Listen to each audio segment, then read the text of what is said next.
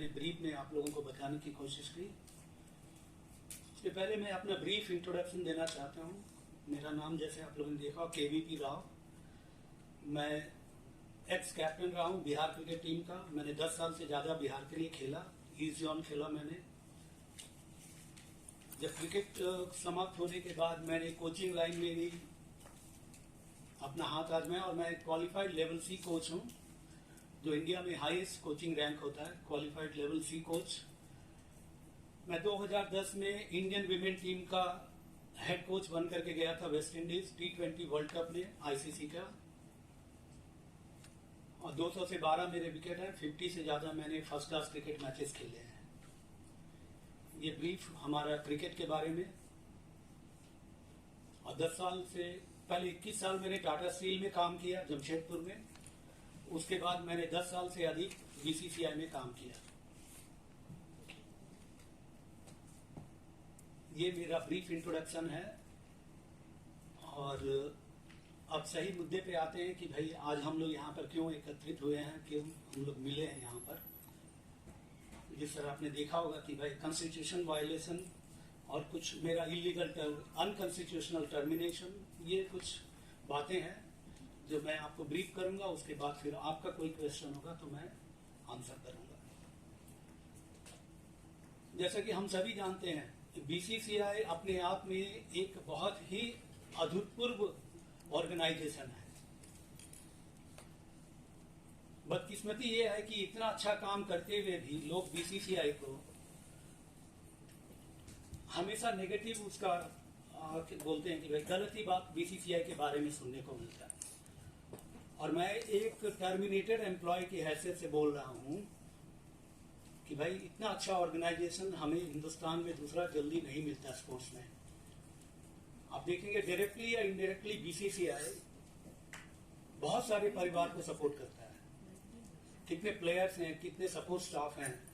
और जब अगर आईपीएल देखते हैं तो सिर्फ हम लोग टीवी पे एक मैच देखते हैं, हम लोग ग्राउंड पे देखते हैं कम से कम 1000 से ज्यादा ही लोग उसमें इन्वॉल्व होते हैं। तो वो 1000 लोग कहीं ना कहीं हमारे बीच से ही हैं। इन सबको कोई एक दो व्यक्ति नहीं, ये बीसीसीआई एक संस्था जो है वो सपोर्ट करती है।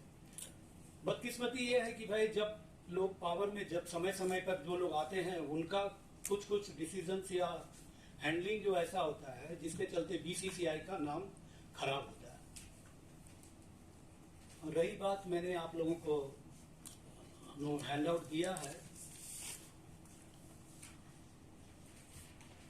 ब्रीफ ऐसा है कि भाई कुछ समय के लिए सुप्रीम कोर्ट का जजमेंट के बाद अप्रूव किया गया कॉन्स्टिट्यूशन 2018 में। उसके पहले 2017 से 2019 तक supreme court appointed committee BCCI का एडमिनिस्ट्रेशन देख रहे थे।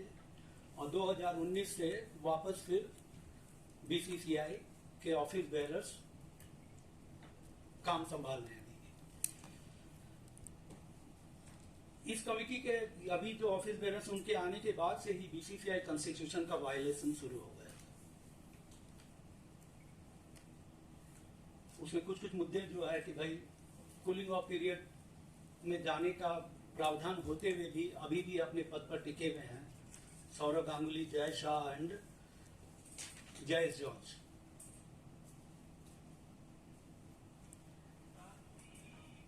एक संस्था के उसमें अपॉइंटमेंट्स भी होते हैं, उसमें भी बहुत सारे वायलेशंस हैं जिसमें कॉन्स्टिट्यूशन का जो मापदंड है वो नहीं फॉलो किया जाता है।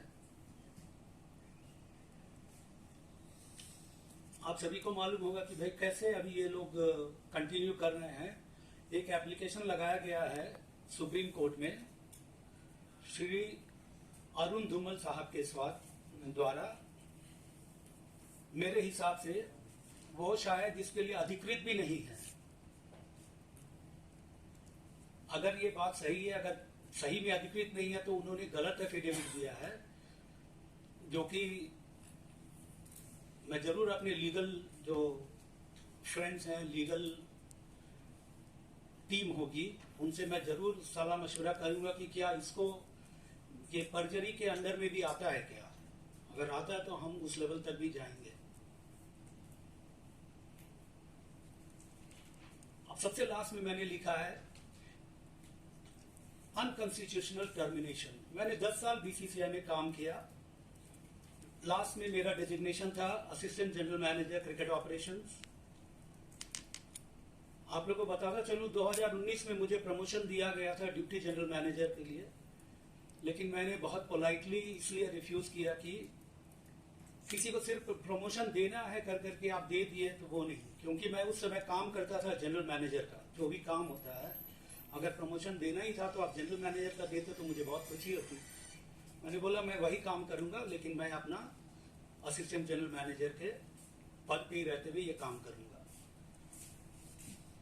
उसके बाद जब से ये कमिटी, जब ये ऑफिस बेरर्स आए तो बहुत सारी बातें ऐसे अनकॉन्स्टिट्यूशनल है जो मैं टाइम टू टाइम हाईलाइट करता रहा। मैंने बहुत सारे मेल्स भेजे इनको, लेकिन किसी भी मेल का जवाब तो कभी मिला नहीं।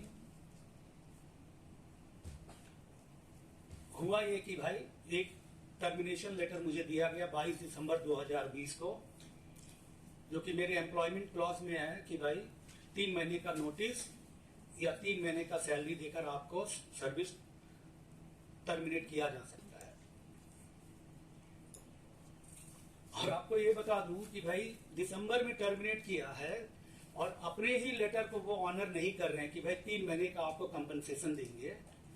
और मैं हर महीना रिक्वेस्ट करता था, मेल देता था कि भाई मेरा अभी भी पैसा रिलीज नहीं हुआ, रिलीज कर दीजिए।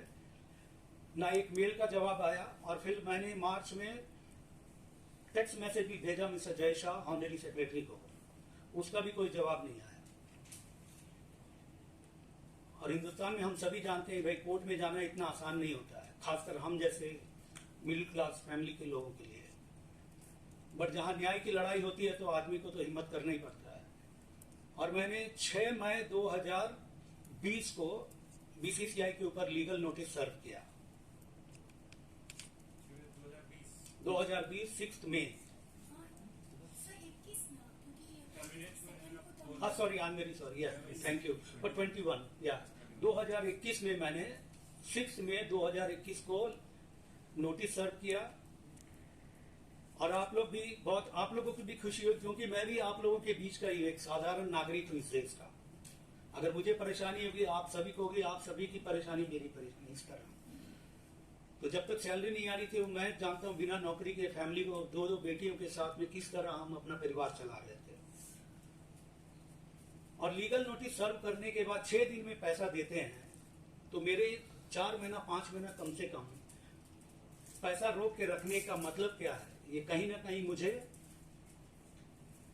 टारगेट करने के लिए, या मुझे अब इसको जैसे भी आप ले सकते हैं कि भाई ये चुप हो जाएगा, इसी तरह इसका पैसा रह जाएगा। लेकिन मेरा हक का अपना ही लेटर आप नहीं ऑनर कर रहे हैं। ये हो गया। उसके बाद मैंने, मेरा जो लीगल नोटिस था उसमें ये था कि मेरा अनकॉन्स्टिट्यूशनल टर्मिनेशन है, पैसा तो रिलीज किया जाए, मेरा रीइंस्टेटमेंट भी किया जाए। तो पैसा तो रिलीज कर दिया और बोले कि भाई नहीं आपका और कुछ नहीं। उसके बाद फिर मैंने मेल लिखना शुरू किया, बहुत सारे मेल्स एक्सचेंज किए उनके साथ, बट कोई फ्रूटफुल वो नहीं निकला। उसके बाद मजबूरन फिर मुझे सुप्रीम कोर्ट के शरण में जाना पड़ा। हम जैसे लोगों के लिए वही एक जरिया है ना भाई, वही हम जा सकते हैं। 20 सितंबर 2021 को मैंने सुप्रीम कोर्ट में जो cricket association Bihar versus BCCI का जो केस, मेन केस है 2014 का, उसमें मैंने आईए फाइल किया है। और मैं माननीय सुप्रीम कोर्ट जब भी उसमें डेट आता है तो उसमें हमारे वकील उसमें अपना पक्ष रखेंगे। ये तो रहा, मैं अपने टर्मिनेशन के बारे में थोड़ा बहुत बता दिया। और जैसे मैं नेशनल क्रिकेट एकेडमी का एडमिन इंचार्ज भी था साथ में, तो वहां पर भी बहुत सारे जो भी अपॉइंटमेंट्स हुए हैं, ब्रीफ पीरियड के लिए मैं वहां नहीं था। जब नहीं था उस समय कुछ अपॉइंटमेंट्स हुए थे जो कि मेरे हिसाब से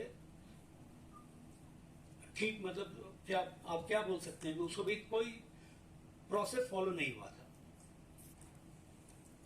और मैंने ये सब प्रूफ्स के साथ 24 मई 2020 को पहला मेल भेजा था इनको, पूरे प्रूफ देते हुए सभी का अटैचमेंट, अगर ये पॉइंट है तो इसका ये है, इसका ये प्रूफ है, कोई जवाब नहीं।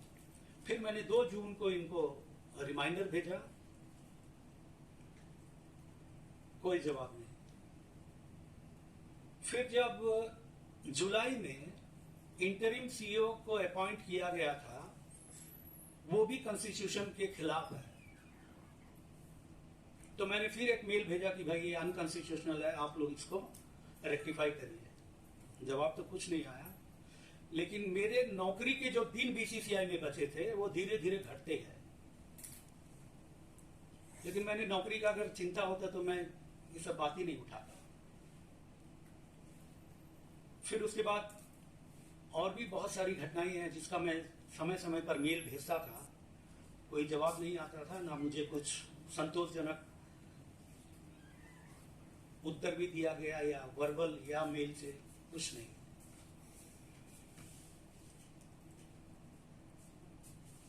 जो T20 वर्ल्ड कप इंडिया में होना था, जो पैंडेमिक के चलते डेफर हो गया, बाद में दुबई में हुआ। आप मीडिया बंधु हैं, आप लोगों को तो मालूम, लोकल ऑर्गेनाइजिंग कमेटी बनती है। वो आप में से किसी को नहीं मालूम होगा कि भाई उसके डायरेक्टर कौन थे या क्रिकेट ऑपरेशंस कौन देख रहा था। जबकि इसके पहले जब भी इवेंट होते थे तो मीडिया के साथ शेयर किया जाता था। मैं आप लोग का थोड़ा समय इसलिए ले रहा हूं कि भाई आप लोग को समझना जरूरी है कि भाई मैं बोल रहा हूं तो कोई जरूरी नहीं कि मैं सही बोल रहा हूं। टर्मिनेशन हुआ है, टारगेट किया गया है, वो बताने के लिए आप लोगों को मैं ये कहानी बता रहा हूं।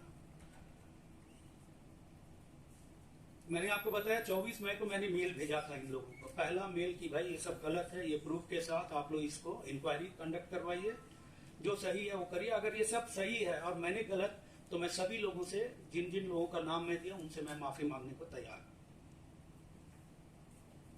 24 मई 15 मई को जो आईसीसी को लोकल ऑर्गेनाइजिंग कमेटी शेयर किया गया था, वो मेल मुझे Jay Shah honorary secretary confidentially forward किए थे, जिसमें मैं टूर्नामेंट डायरेक्टर बनाया गया था T20 वर्ल्ड कप का।